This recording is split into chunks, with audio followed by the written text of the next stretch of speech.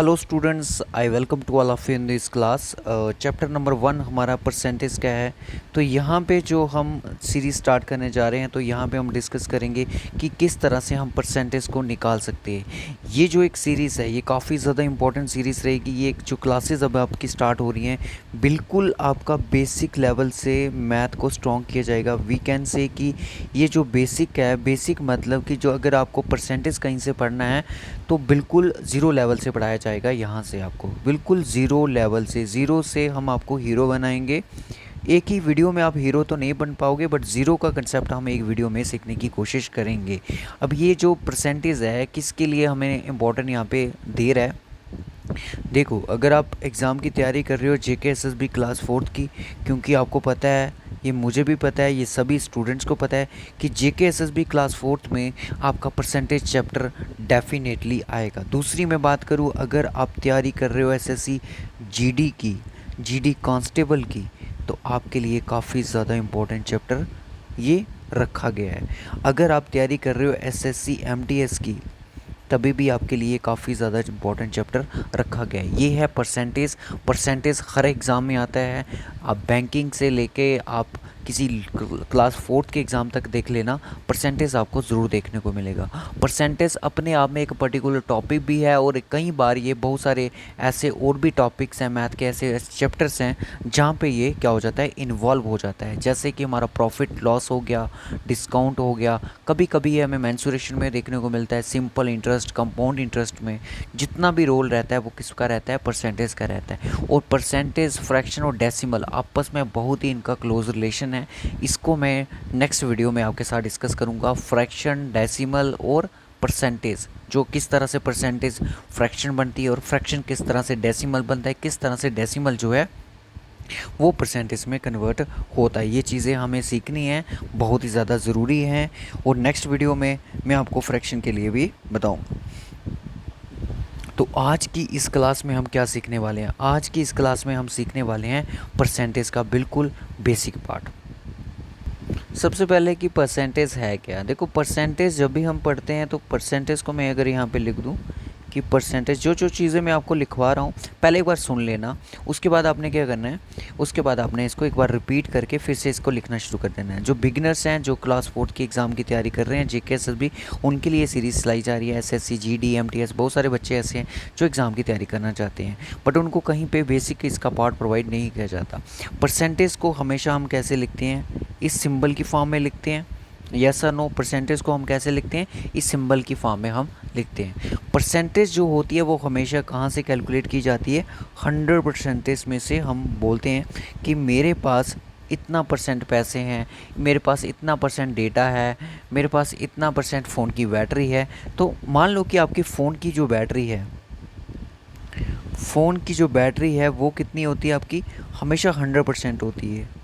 ठीक है, 100% होती है। 100% से कभी वो ऊपर गई है, नहीं जाती ना कभी भी।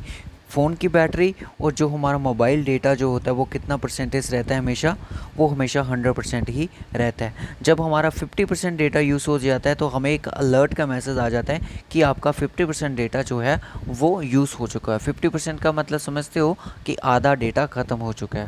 फिर उसके बाद आपको एक लास्ट में मैसेज आता है कि 90% डेटा ख़त्म हो चुका है। वो आपको एक अलर्ट देता है कि अब आपका 90% जो डेटा था वो आपने यूज़ कर लिया, कंज्यूम कर लिया। अब आपके पास कितना परसेंट बचा है, 10% बचा है। जब 10% भी यूज़ हो जाएगा, फिर आपको एक अलर्ट का मैसेज आएगा कि आपने आज का जो डेली कोटा था 100% का, वो आपने क्या कर दिया, यूज़ कर दिया। अब आपके पास कोई भी डेटा नहीं बचा है। तो वैसे ही हमारे पास फ़ोन के साथ भी ऐसा ही होता है कि पहले हमारी सुबह सुबह जब हम अपने घर से ऑफिस की तरफ निकलते हैं, कहीं भी अपने पढ़ने की तरफ निकलते हैं, तो हम लाइब्रेरी की तरफ जाते हैं, तो हम अपना फ़ोन हमेशा 100% करके जाते हैं कि ताकि हमें आगे जाके दिक्कत ना हो। तो हमेशा देखना, ये आपकी रूटीन होगी, हर किसी की रूटीन होती है कि वो अपना फ़ोन जब घर से निकलता है वो अपना फ़ोन 100% चार्ज करके ही निकलता है। बिना 100% चार्ज किए वो नहीं निकलेगा। उसको पता है कि रास्ते में कहीं मेरा फ़ोन की बैटरी अगर लो हो गई तो फिर मुझे किसी को अगर कॉल करनी होगी, अर्जेंट कोई काम होगा, तो मैं नहीं कर पाऊँगा। तो यही रोल रहता है हमारा परसेंटेज का पूरी लाइफ में। ठीक है, अब हम परसेंटेज को कैसे कैलकुलेट करते हैं। देखो, परसेंटेज को कैलकुलेट करने के 3 फार्मूले होते हैं, बट मैं पूरी कहानी जो होगी वो आपको एक ही फार्मूले के साथ यहाँ पे समझाने की कोशिश करूँगा। ठीक है, जो जो मुझे इम्पोर्टेंट लगेगा आपको समझाने के लिए, देखो आप भी अपनी राय ज़रूर दीजिएगा कि कमेंट बॉक्स में कि आपको क्या चीज़ समझ नहीं आई। तो नेक्स्ट वीडियो में जितना मुझे बारीकी से समझाने की ज़रूरत पड़ेगी मैं आपको समझाने की कोशिश ज़रूर करूँगा इसमें, ठीक है। देखो सबसे पहला क्वेश्चन आता है कि हाउ टू कैलकुलेट परसेंटेज, कि हम परसेंटेज को कैसे कैलकुलेट करेंगे। देखो परसेंटेज को कैलकुलेट करने के लिए हमारे पास एक फॉर्मूला है। नेक्स्ट क्लास जो होगी मैं आपके साथ वहाँ पे डिस्कस करूँगा फ्रैक्शन वैल्यू को। तो फ्रैक्शन वैल्यू जो होती हैं वो काफ़ी ज़्यादा इजी बना देती हैं किसी भी परसेंटेज को कैलकुलेट करने के लिए। बट हम कोशिश ये करेंगे, हमने कोशिश यहाँ पर सबसे पहले ये करनी है कि परसेंटेज को हम एक फार्मूले के अकॉर्डिंग करें। देखो जो फार्मूला है वो आपने यहाँ से लिखना शुरू कर देना है अब, कि x% of y is z। क्या कि x% ऑफ y इज़ क्या z। अब जब भी कोई नंबर होगा, जब मैंने लिखा कि x%, इसको क्या डेडिकेशन किया जाएगा, इसको हम कैसे रिप्रेजेंट करेंगे, कैसे लिखेंगे, x अपॉन में 100, क्योंकि ये जो परसेंटेज होता है इसका हमेशा क्या लगता है, 100 लगता है, ठीक है। अगर मैंने यहाँ पे लिखा कि 2%, तो मुझे लिखना पड़ेगा 2 अपॉन में कितना मेरा 100 हो जाएगा। अगर मैं लिखूँ कि 5%, क्या लिखूँ, अगर मैं लिखूँ यहाँ पे 5%, तो 5% में मुझे क्या लिखना पड़ेगा कि 5% इजकल टू कितना, 5 अपॉन में 100। ये अलग अलग जब भी किसी परसेंटेज आपके सामने रखा जाएगा उसको आप p/q यानी कि बटे की फॉर्म में लिखोगे। जैसे मैंने लिखा कि x% मतलब कि x अपॉन में 100, मैं लिख सकता हूँ कि यहाँ पे x अपॉन में 100। इस फार्मूले का नेक्स्ट स्टेप ये होगा कि x अपॉन में 100, हाफ का हमेशा याद रखना क्या लगेगा, मल्टीप्लाई लगेगा और y आ जाएगा। इसका हमेशा क्या लगेगा, यहाँ पे इस हमेशा किसके लिए बताएगा, z के लिए बताएगा। बस इतना सा फार्मूला है, इतनी सी कहानी है, यही आपको जाननी है। तो इससे सीख के ही हम आगे बढ़ेंगे कि हाउ टू कैलकुलेट परसेंटेज। अगर आप ये वाला फार्मूला आपके दिमाग में सेट हो चुका है तो बहुत बढ़िया, नहीं हुआ है तो इसको अपने दिमाग में सेट कर लीजिएगा। वीडियो को बार बार रिपीट कीजिएगा। अगर आप बिगिनर्स हो, मैं आपको बार बार बता रहा हूँ कि मैं आपको एक नए तरीके से, एक नए वे में आपको परसेंटेज कैलकुलेट करने की सिखाने की कोशिश यहाँ पे करूँगा, ठीक है। तो आई होप यहाँ तक आपने ये डेटा अपनी नोटबुक पे नोट कर लिया हो। तो मैं नेक्स्ट स्लाइड आपके लिए पेश करने जा रहा हूँ, ठीक है। उसके बाद आ जाते हैं, जैसे मैंने फार्मूला आपको बताया कि x% ऑफ y क्या इज़ z। तो इसको लिख सकते हैं कि x अपॉन में 100 मल्टीप्लाई y इक्वल टू कितना मेरा, इक्वल टू कितना मेरा, इज इक्वल टू मेरा क्या, z, ठीक है। अब हम यहाँ पे रिलेशन बनाएंगे। रिलेशन मतलब कि सर अगर यहाँ पे x, y और z, यहाँ पे क्या कोई वैल्यूज़ होंगी, यहाँ पे यस बिल्कुल यहाँ पे कोई वैल्यूज़ होंगी, ठीक है। यहाँ पे क्या होंगी, कुछ वैल्यूज़ होंगी। या तो आपको x की वैल्यू निकालनी पड़ेगी, या तो आपकी y की वैल्यू निकालनी पड़ेगी, या तो आपको z की वैल्यू निकालनी पड़ेगी। देखो x यहाँ पे रिप्रेजेंट क्या करेगा, हमेशा याद रखना, x हमेशा परसेंटेज के बारे में बताएगा। अभी फ़िलहाल जितना मैं समझा रहा हूँ उतना आप लिख लो, ज़्यादा आपको मतलब कि तोबड़-ताड़ करने की ज़रूरत नहीं है, ठीक है। y जो होगा वो हमें बताएगा उस नंबर के बारे में जिस नंबर से हम परसेंटेज को कैलकुलेट करेंगे। यानी कि हमारा ये नंबर हमेशा कितना होगा, 100% होगा। और वो नंबर जिसके साथ क्वेश्चन में ऑफ लगा होगा वो नंबर कहाँ पे बैठेगा, बाई के प्लेसेस पे रहेगा। और z के प्लेसेस पे कौन आएगा, ये हमारा आउटपुट वैल्यू होगी जो हम परसेंटेज निकालेंगे कि हाँ भाई हमने 3% निकाला y का तो हमारे पास कितना आया, z आया। तो ये आउटपुट वैल्यू होगी। ये वैल्यू हमेशा क्या होती है, 100% से ऊपर होती है और यहाँ तो ये नीचे होती है, ठीक है। 100% से ऊपर नीचे भागती रहती है। बट ये जो y होगा हमेशा अपनी जगह पे क्या होगा, 100% होगा, कांस्टेंट रहेगा, ये नहीं हिलेगा। और यही फार्मूला जब आप प्रॉफिट एंड लॉस पढ़ोगे, कंपाउंड सिंपल इंटरेस्ट पढ़ोगे, यही फार्मूला हम वहाँ पे भी इसका यूज़ करेंगे, ठीक है। मैंने आपको बोला कि x यहाँ पे क्या रिप्रेजेंट कर रहा है, परसेंटेज के लिए बताएगा। y क्या रिप्रेजेंट कर रहा है, 100% कोई नंबर होगा उसके लिए बताएगा। z कोई आउटपुट वैल्यू होगी उसके लिए बताएगा। अब इसका यूज़ कैसे करेंगे, इसका यूज़ हमने कैसे करना है, ये चीज़ अब हम यहाँ पर सीखने वाले हैं, तो आइए सीख लेते हैं कि किस तरह से ये सारी चीज़ें हम करने वाले हैं। ठीक है, चलेगा। अब सीधा क्वेश्चन पे सीधा मैं आपके सामने एक क्वेश्चन लिखता हूँ कि ताकि आपको आइडिया हो जाए। अगर मैं आपको बोलूँ कि y और z का आपको क्या रिलेशन दिख रहे हैं, y और z हमेशा किस में दिख रहे हैं आपको, y और z जो है आपको ये हमेशा डिवीज़न में होंगे। इस केस में जब भी कोई नंबर इक्वल टू वाला होगा तो ये y और z क्या हैं, आपस में डिवीज़न में है। ठीक है, और अगर मैं बोलूँ कि 100 का और z का आपस में क्या रिलेशन है, इन दोनों को आपस में मल्टीप्लिकेशन का रिलेशन है। इस रिलेशन को भी ज़रूर लिख लेना, ये भी काफ़ी ज़्यादा इम्पॉर्टेंट है इस चैप्टर का हिस्सा। और अगर मैं बोलूँ कि x और z का आपस में क्या रिलेशन है, इनका रिलेशन भी आपस में क्या है, इनका रिलेशन भी आपस में क्या है, डिवीज़न का रिलेशन है। x और z का आपस में किसका रिलेशन है, डिवीज़न का रिलेशन है। अभी आपको हो सकता है ये थ्योरी बहुत बोरिंग लग रही होगी, बट मैं आपको बता दूं जब मैं आपको इस पे क्वेश्चन करवाऊंगा आपको बहुत इजी लगेगा कि हमने एक नई चीज़ सीखी है जिसमें हम परसेंटेज के क्वेश्चन को निकाल सकते हैं। ठीक है, और बाकी क्लियर हो गया। 100 का y के साथ डिवीज़न का रिलेशन है, 100 का y के साथ डिवीज़न का रिलेशन, मैं साइन डाल देता हूँ, आप इसको लिख लेना। ठीक है, 100 और y का क्या रिलेशन हो जाएगा, डिवीज़न का। ठीक है, इनको लिख दो, इस फॉर्मूले के नीचे लिख देना कि रिलेशंस, कि किसका किसके साथ कौन सा रिलेशन है। ठीक है, और बाकी और कुछ, x का z के साथ हो गया, y का z के साथ हो गया, x और y का क्या है, मल्टीप्लिकेशन का रिलेशन है। ठीक है, x और y का क्या रिलेशन है, मल्टीप्लिकेशन का रिलेशन रहेगा। ठीक है, अब हम सीधा चलते हैं क्वेश्चन की तरफ कि क्वेश्चन कैसे बनेगा, परसेंटेज को कैसे कैलकुलेट करें।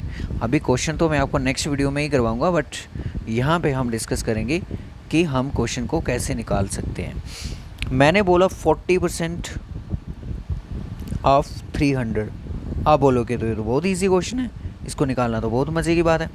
मैंने आपको क्या बोला कि हमारा एक फॉर्मूला था कि x/100 multiply Y is equal to Z. Y हमें होल वैल्यू बताता है, यानी कि जिसके साथ ऑफ लगा होता है। तो आप समझ चुके हो तो कि आपको वाई कहाँ पे रखना है। वाई की वैल्यू यहाँ पे क्या है, 300 है। एक्स की वैल्यू क्या है, मैंने बोला था एक्स जो है परसेंटेज के बारे में बताता है, तो सीधा लिख दो ना कि X percentage of 100, X upon में कितना, x/100 multiply Y is equal to क्या, z। तो यहाँ पे हमें बोल रहा है कि 40% कितना होगा 300 का, यानी कि हमें z की वैल्यू निकालनी है। यहाँ पे परसेंटेज, x की जगह हम परसेंटेज वाला नंबर लिख देंगे, x की जगह क्या लिखेंगे, परसेंटेज, क्योंकि मैंने आपको पीछे ही समझा दिया कि x किसके बारे में बताता है, परसेंटेज के बारे में। हम सीधा लिख दें कि 40% मतलब 40/100, ऑफ का मतलब मल्टीप्लाई होता है ऑफ के साथ, यानी कि y की जगह क्या रखोगे 300 और निकलेगा क्या, z। ये दो ज़ीरो आपस में कट जाएंगे क्योंकि इनका क्या होता है, रिलेशन किसका होता है, डिवीज़न का होता है।